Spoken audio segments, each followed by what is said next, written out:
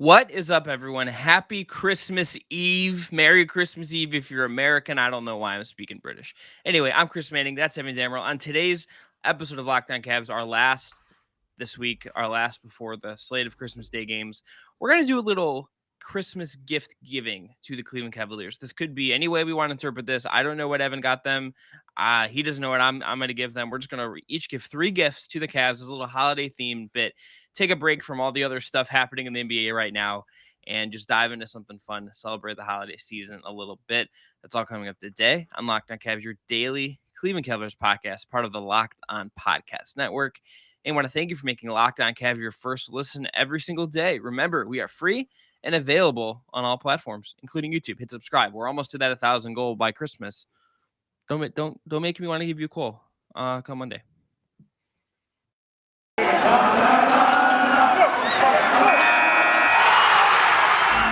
You are Locked On Cavs, your daily Cleveland Cavaliers podcast. Part of the Locked On Podcast Network, your team every day.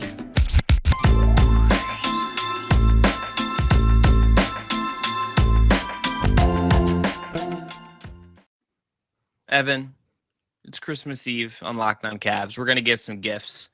I'm going to ask you just a very important question as we get going here. Are you a Christmas Eve or a Christmas Day person? Well, I prefer Christmas Day. I thought you were going to ask me, did my family open on Eve or Day? I'm like, Day. We try to always finesse my parents into saying, oh, can we open one present on Christmas Eve? And then my brother made up this lie and gaslit my parents for 2 years about it, saying they always let us do it.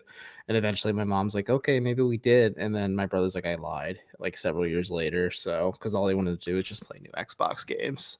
That's understandable. Yeah. I'm a day person. We used to get up at 3 a.m. when my brother was younger, and then the rule was he had to stay upstairs until 7 when I was in college and he was still in middle school / early high school. And now we just kind of get a little drunk the night before, and then we wake up whenever our hangovers allow us and have a nice quiet morning. I'm a Christmas Eve person, just a bigger deal on my side, on my now my side of the family in terms of my wife and I. Christmas Eve is just kind of what's been the thing for my parents. Bro, and golden opportunity to do a Borat impression, and you totally whiffed it. My wife. There you go. There we go. That's the gift to the listeners right there. Anyway, I'm a Christmas Eve person. Christmas Eve is great too. A lot of fond memories with family and stuff. Last time I really saw them all was the year before the pandemic really popped off. Yeah, 20,000 years ago. 20,000 years ago when I didn't have gray in my beard and Finnegan wasn't even alive yet. Neither was the abomination on your shirt. Shots to Grogu. My wife heard me make the joke and she said, "Okay, Matthew McConaughey." As I get a text. My wife has Leanne has definitely never seen Borat. Absolutely has never seen Borat. It's a classic. It's a shame. She said, "My name is Leanne." You're right. Your name is Leanne. Leanne Manning, the greatest 8th grade teacher in the history of Keystone Middle School. They should pay her lots and lots of money. Shouts to Leanne Manning's 8th grade class. I hope you guys are enjoying your winter break. Yeah. It's not going to snow, so no sledding accidents. All right, Evan. So as we start giving gifts here, I'm gonna.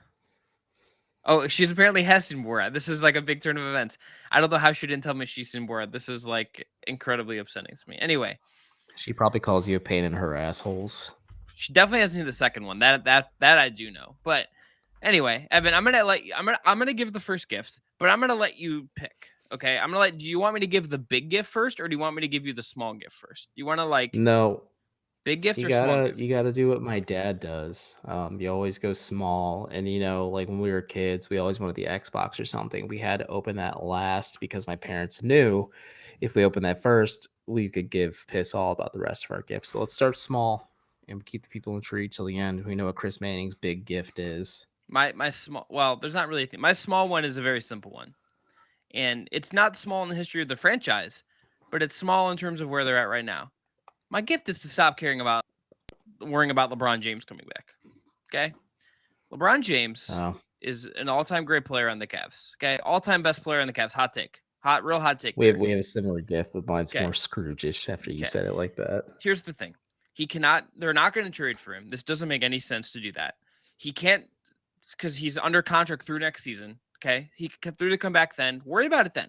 Worry about it then. The Cavs right now are as competent and as good and as fun and as whatever positive word you want to use as they've been without LeBron James in my lifetime. Certainly, like, at least since 2003. This is as good as they looked. They're actually like building something without it, the specter of him hanging over them for the first time in a while. I understand it's like like the jokes you want to get off about like this being a better fit for him than the current Lakers, all that stuff. I get that. Do that on Twitter, have fun with it.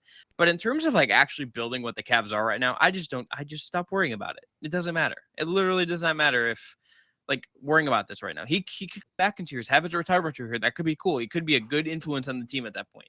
I will worry about that, and we'll talk about that and cover that, and perhaps reap the benefits of LeBron James free agency SEO on this podcast. But like, I am not gonna. I don't want to spend of time thinking about it until he's actually like a free agent again. Bah humbug, Chris. I say, you know what? Get excited about LeBron coming back, folks. I don't think he's going to, because I think he made more than just basketball decisions going to Los Angeles. I think he made lifestyle decisions as well, because he's choosing to live in Los Angeles. His family wants to live in Los Angeles. He's big on his kids, big dad guy, LeBron James. He famously told Draymond Green that he is a father of 3 at the time. So can't accept that kind of language there. Underrated like moment of that like is that comment. Like there's a lot of other ones that have lived on. That is like an underrated that I am a father, sir. Underrated. Yeah, exactly. Like LeBron's just so corny and I love it. I don't see him uprooting the family again to move them back to Cleveland, because I don't think Savannah's going to let him. You have already spent more time thinking about this than I. No, it's just I've always had this argument. I just don't think LeBron's coming back. I think he will retire Los Angeles Laker, like basketball wise. I think he'll sign like a 1-day feel good contract with the Cavs to retire as a Cavalier. I don't know how the Basketball Hall of Fame works. I doubt it's like the NFL Hall of Fame where you pick a team that you're affiliated with when you're enshrined. So if basketball does do that, I hope he picks Cleveland and not like Miami, because Pat Riley sucks and heat culture is non-existent. But wow, he made a lot of personal decisions off the court and on the court when signing the Lakers. He literally has a production lot at Warner Brothers right now. Why would he leave that?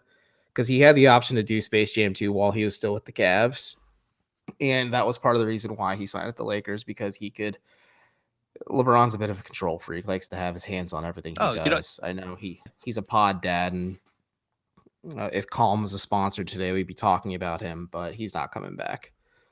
Also, Kevin Pangos is wearing number 6, and like I don't really feel like it's like fair for Kevin Pangos to have to give up his number. I don't think LeBron would wear 6. I think he'd wear 23 for the Cavs. It's just an iconic number for him. You just blew right by my low attempt at a Pangos joke. Unbelievable. This is just. I mean, Kevin Pangos is like Canadian nice. I think he would like if LeBron's like, "Hey, can I have number 6 back?" He'd be like, "Don't worry, guy. I'll give it right to you right now, buddy."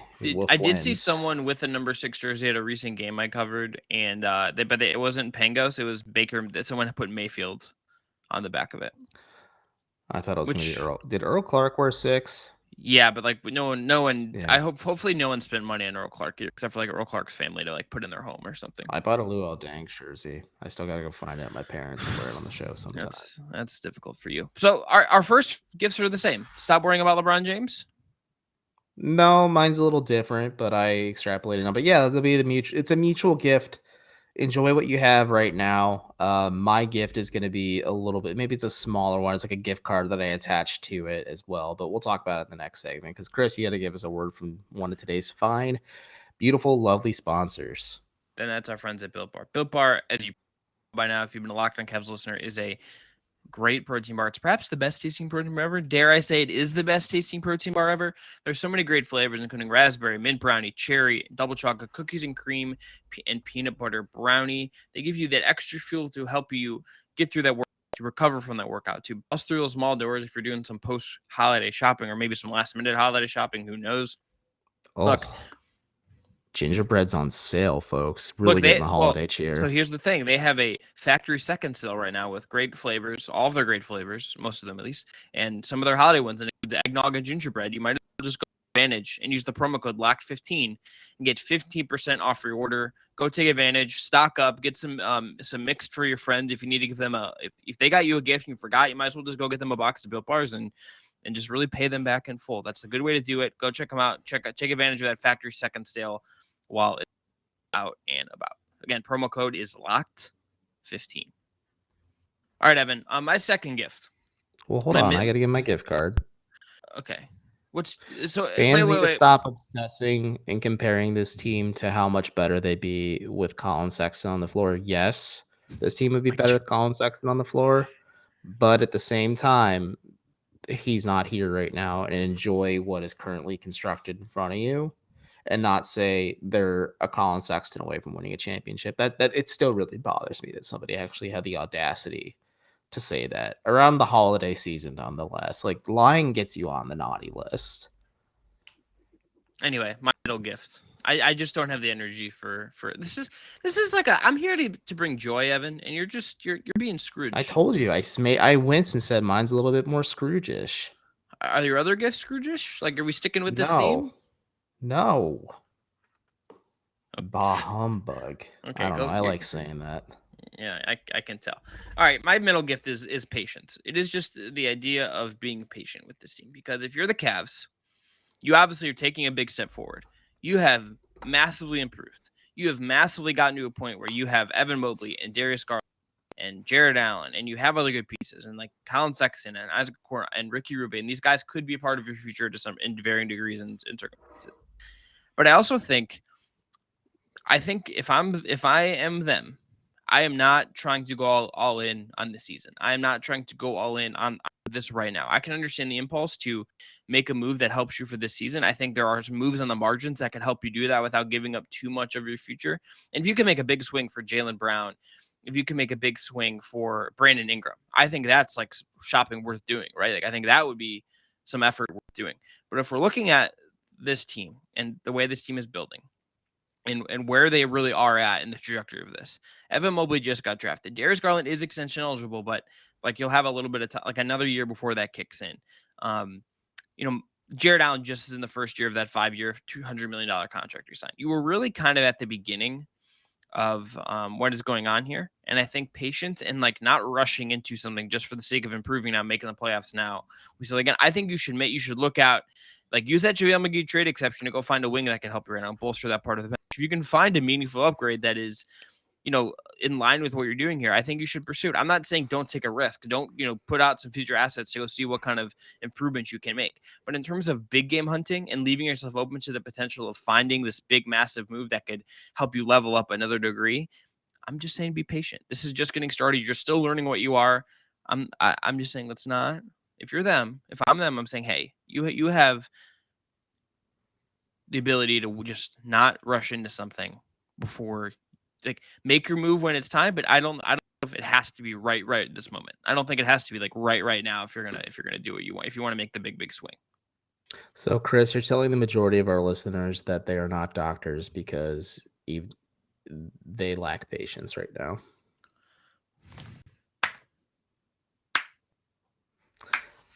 Anyways, my gift is more of a Hanukkah gift for a friend of the pod, Alona. Let's sign Kevin Love to a contract. No retort? No retort? No, I'm dropping the mic. I agree. I think the Cavs, it's a little weird of a shift for us because we had a full episode with Danny Cunningham about making marginal trades. But even then, even then, I concluded saying, you and I both agreed saying, like, there's no rush. I'm like hedging. I'm like, yeah. Like we were talking about Buddy Hield, and I was like, I would have much eagerly more traded for Buddy Hield if I could just turn Andre Drummond into Buddy Hield. But now it's like a little different. You know what I mean? Vlade would have said hell yeah to that one, but opportunity, that ship has sailed. But I agree. I just don't think it's really worth, the juice is not worth the squeeze for this one. If you're making like a Christmas punch here, I'm trying to come up with some Christmas puns on the fly here, but much like Rudolph before us. But I agree. I think the Cavs just don't really need to make like a move that's like a marginal upgrade. I think you kind of play this out, see what you have with Garland, Mobley, Allen, with Okoro as well, with Markkanen too. Rubio's here, so is Kevin Love. You see what they have next year with Colin Sexton, but you can also take a gander on whether or not who is and isn't available next offseason, whether it's Jaylen Brown or Brandon Ingram or maybe some other wing or wing type player that I can't think of at the moment. But those two are the two that have really stuck in my craw. And you and I both agree that Jaylen Brown's the better pickup for the Cavs. But to shift lanes, my gift is not a Christmas gift. It is a Hanukkah gift for friend of the pod, Alona Poret, because she is our Jewish friend of the pod and is to sign Kevin Love to a contract extension. I think the 180 he has done this year with the fan base is incredible, but I am really warming up to the idea of we talked about LeBron coming back and retiring as a Cavalier. We talked with Danny about Tristan coming back and retiring as a Cavalier. I'm really warming up to the idea of having Kevin Love retire as a member of the Cavaliers. I think that'd be really cool. I think it'd be a good way to end his legacy with this team. I think the fact that he's literally a top 10 player, like you can't take that away from him in franchise history. Further cement and build upon that legacy of his. Well, I'm not we saying didn't even get retire to. zero. Yeah, we didn't. Well, I think I'm anti-jersey retirement, but I would if the criteria is there to retire 0. It's also there to retire 2 for Kyrie, if you want to be honest. But Yeah, I they mean, we shouldn't didn't have even get reissued to. Tyree. Yeah, we didn't even get to talk about it because of the COVID stuff that happened last weekend. But like Kevin Love is now a top 10 all-time cap scorer after the performance he had in Milwaukee. So like He passed Campy, I think. yeah, and he like reasonably could get higher. So Yeah, and why not let us see how high he can go? He's never going to touch LeBron. I think LeBron owns pretty much every record that yeah, Z hasn't touched in terms of like, defensive stuff. LeBron has like it's like I don't even think it like LeBron Z is I is think Z. number 2 and he's like 10,000 or so points behind LeBron James, if not more. I'm looking this up as we talk. I'm gonna give you a gift card add on to yours if we're gonna to Okay, so yeah, just long story short, I think it'd be neat for the Cavs to sign Kevin Love to not a massive extension. I'm sure you should explore the market and see what's available out there for him, of course, this offseason. I think he's really done a full 180. Great googly moogly. LeBron has so many records. There's a couple like Andre Miller has assists per game. That's neat. But I always forget he played for the Cavs. But yeah, the professor, baby. the professor. But yeah, I think it'd be cool if the Cavs just don't really find anything that's worth their while. Like Kevin Love's a good locker room presence. He has found a really nice role with this Cavs team. Granted, Ricky Rubio being on the court helps a lot too, but I'm not ready to break up. And I think this is the full 180 for me because I was fully on the buyout train when the season started. Yeah. Yeah. So that is I would like a Ricky extension. I would too. I think we'll have a clear idea if he wants it after the deadline. Yeah. Yeah, if he wants it and you're willing to understand that there is some potential downside and it's at the right number. Like I don't know if I want to pay him what he's making, like 17 he's making this year for the next like 2 years or whatever. But like I just like look at like how they're gonna build this out, and he'd be kind of he's kind of important in terms of like integral potentially to what like the Cavs are building. Yeah, like I don't know if he like is he's probably not on the team in like 5 years, but like 2 years from now, I still think you could see Rubio being like an important piece, especially if like they don't have an easy way to go get that second ball. And they're like, it's just like he's kind of been important. And I think the vibe is good with him. I think if you can prove to him that this is worth sticking around for, and like you've developed trust with him this year. When I mean, I don't think we're like breaking any news here by saying that this wasn't like his like ideal landing spot if he wasn't going to be with the Wolves. Like, if you can have done that and you can keep him at a reasonable number, like I'm all for that. That would just be like a good continuity thing. I think if this Cavs team could like establish some kind of continuity next year, I think that is a key thing. You're certainly, I think, going to see some tweaks on the roster, but I think Rubio would be like a nice continuity piece. And I think that would just be a thing JB Bickerstaff and the coaching staff would also just be like, that's a little thing for them. Like, like you can make some bigger swings, some talent play, some money stuff. But in terms of just like making your coaches happy, like I feel like just keeping Ricky Rubio around is just like a nice thing to do if it's at the right number. What is this face? Yeah. Well, I'm just going to say the Cavs really might want to have Ricky warm up to this because the free agency options other than Ricky are Goran Dragic, Patrick Beverley, DeLon Wright, Tyus Jones, Dennis Schroeder, Avery Bradley.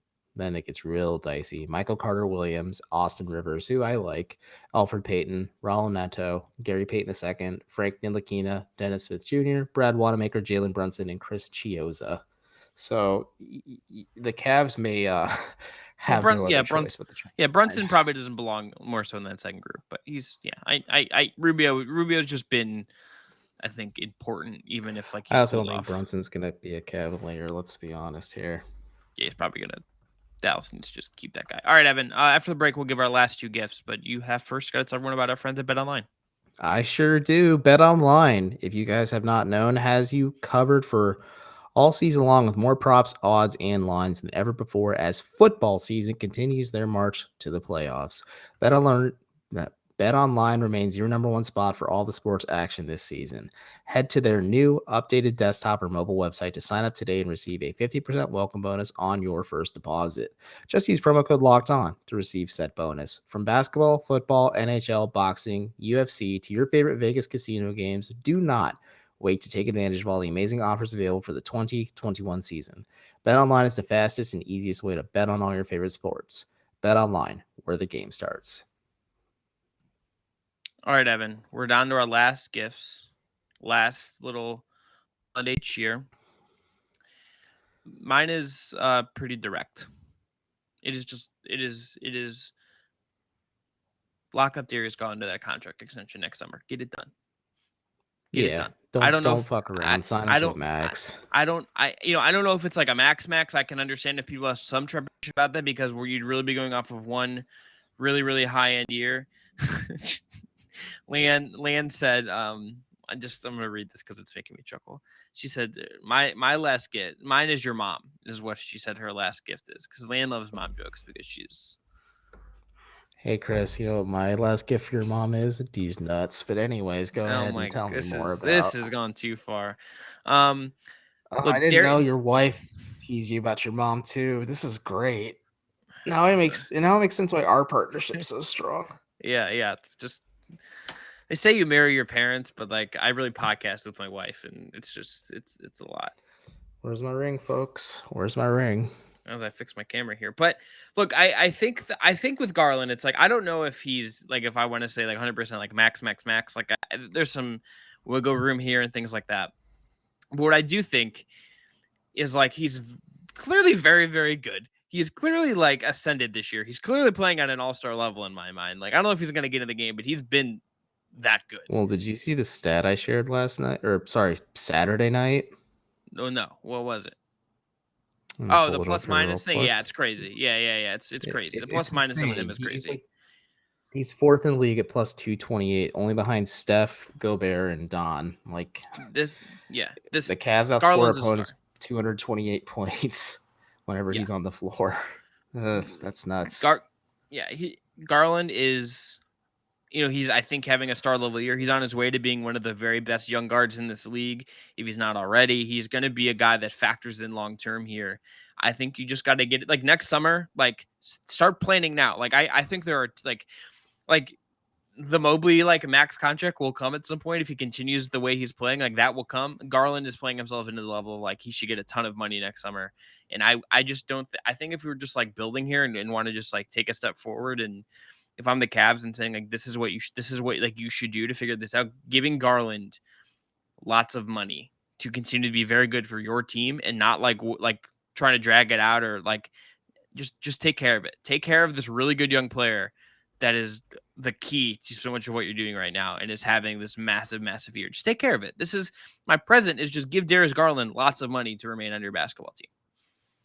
Yeah, pay Kevin Love, pay Darius Garland. Sexton's Twitter is just in flames right now with our My comments. my gift card, half joking add on to this is pray to God that the TV money kicks in and you get a little cap spike to make some of this easier to finagle going forward. Because, buddy, the Cavs cap situation is going to be dicey and pricey, and they would benefit from a little bit of a cap bump, even if it They is like all the Hawks pretty soon. yeah, even if it's like leveled out, or even if it's like a 1 year bump, they could use a little bit of a little bit of a bump in the years to come to kind of help keep there's some flexibility and allow them to build the kind of team that I think they'd like to around their core here.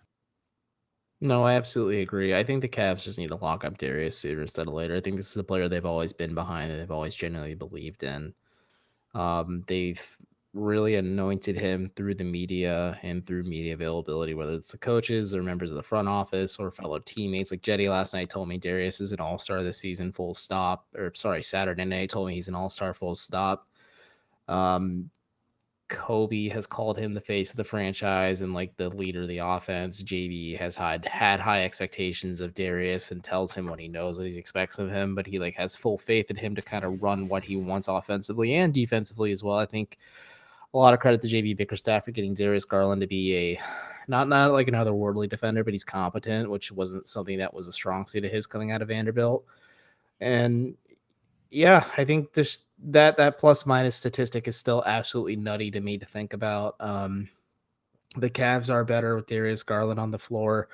I know we quietly said like this team was going to be okay without Colin Sexton. There's going to be some growing pains because of Darius and because of Mobley and because of Allen. Like these three are the straw that turn or stir this massive drink the Cavs are trying to gulp down. But like if the Cavs didn't have Darius or him kind of just ascending like this, they wouldn't be in the playoff conversation right now because he literally makes the offense go like in all assets of the game. Evan, what's your last gift? It's just for happiness and more importantly, health and well-being for this Cavs team. Due to the 10-day hardship exceptions that they're applying for, they are more or less saying that the 7 players out due to health and safety protocols, and it could be more because the Cavs are having an outbreak from what I've gathered. Like they're having a hard time containing Well, and just so Evan is dating this a little bit, we are recording this on Sunday. You just broke the fourth wall. Thank God. I kept dating it on accident, and I kept correcting myself. We almost made it the whole way, Evan. Almost made it the whole way, and you're the one who blew it in the end. No, I was just going to play dumb the whole time. No, when you reference the guys they're signing to 10-day hardships, that is clearly Sunday news. We're recording this ahead of time because it's the holidays. Yeah. Sue us. At least we're doing 5 days a week. At least we're not taking out for Boxing Day like some other podcast co-hosts. Leanne says, "Good God, Evan, you suck." That's right. That's right. Did you hear what I said? No. I didn't hear what you said. No, about your mom getting D's nuts from me. Just wanted to remind everyone. No, again, Evan, I have headphones on. You're talking to headphones. You can't hear the headphones. You can only hear me talking. I don't know. Maybe she has psychic powers. Maybe she's an ex-woman. But either way, just happiness, health, and well-being for this Cavs team, because it is an absolute bummer to say that like Evan Mobley and Jared Allen both are sidelined for the remainder of the calendar year because of COVID-19. It is a bummer to think that in theory Cleveland could have played Sunday against Atlanta, but they would have had a pretty sad-looking roster. They would have been starting Dean Wade, Kevin Love, and Lauri Markkanen alongside Ed Davis and Darius Garland. Like that's how kooky it would have been for them. A little quirky, a little weird, but like, yeah, you still have Rubio and Osman there too. But I just want this Cavs team to get healthy quickly and stay healthy. Like, knock on wood. Like that's not a hot take, really, but just for it to stay. This Cavs team's been the most fun and exciting thing in the NBA for me this year. I mean, granted, I watch them on a night-to-night basis and I cover them 5 days a week on the show and I write about them quite a bit too. But this is the most fun I've had covering the Cavs since joining this podcast, since starting my coverage of them when Chris jaded me, but I don't really want it to die. And so hopefully they can just stay healthy after this. And I think COVID's a very real thing, obviously. I don't think it's ever going to go away unless people get fully vaccinated and take it seriously, but they won't. Well, I noted this on the episode I did with Brad Roll on Monday. Like, the Cavs are fully vaccinated. They're one of the teams that are. Like, yeah. It's just one of these things. We're just going to – how this progresses. Yeah. I mean, I'm hopeful that, like, it can be something. I could lose my cool about the mouth breathers that say, how do they test positive when they're fully vaccinated? But anyways, I just want the Cavs to get healthy soon. I don't want this to drag out. I don't want this to be like a Markkanen or Love situation, at least in Love's case, there's residual effects after the fact. I just want this to be an unfortunate part of the season for the Cavs, is something they can move past quickly and just kind of keep going because, God, they are fun to watch on a night-to-night basis. Let's wrap on this. I'm gonna grab a picture. I think you see. I didn't grab a picture ahead of time like I should have. But did you see the Cleveland Charge? A little Freudian slip there. The Christmas jerseys, the ugly Christmas sweater jerseys. That's from the ticket giveaway that I had for the game on Friday. Bailey Mincer from the Cavs graphics department designed it. She did a great job. They're really cool. They're doing a give auction right now. Okay. Thank you, Evan. They But should bring back the Christmas jerseys in the NBA. this I is what wholeheartedly agree. this is what I'm saying. I think that if honestly, like the Adidas era of jerseys, like in some ways was much better than the Nike era. And like like some of the Christmas jerseys that the Cavs had Nike's done a were bad incredible. job on all three Cleveland teams in terms of jersey designs. So, but go ahead. Yeah, I mean, like I'm just saying, like I think a little more creativity would do some good. I do have a picture here that I'm gonna try and pull up real quick, but We're gonna just show the candy cane, like the cream and like wine Cavs jerseys they wore on Christmas.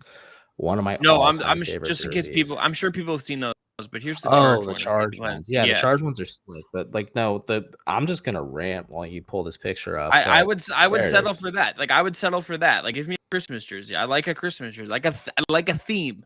You know, I like a little it's a theme. one-off costume, and guess what? People will buy them because when I was like more a fan, less of an observer than I am now, to quote Chris Manning, I bought. I believe I used the word Christmas spectator. Kyrie, I believe I used the word spectator, spectator. whatever. Yeah, thank you. But either way, I bought a Christmas Kyrie jersey. Like it's like that cream, like gingerbready one with like the wine and everything, and like it's like based on like a Christmas storybook. Like it had the aesthetic, it had the theme, it still had the Cavs branding throughout. Like it was the same template for every team, just different color schemes and stuff to match it.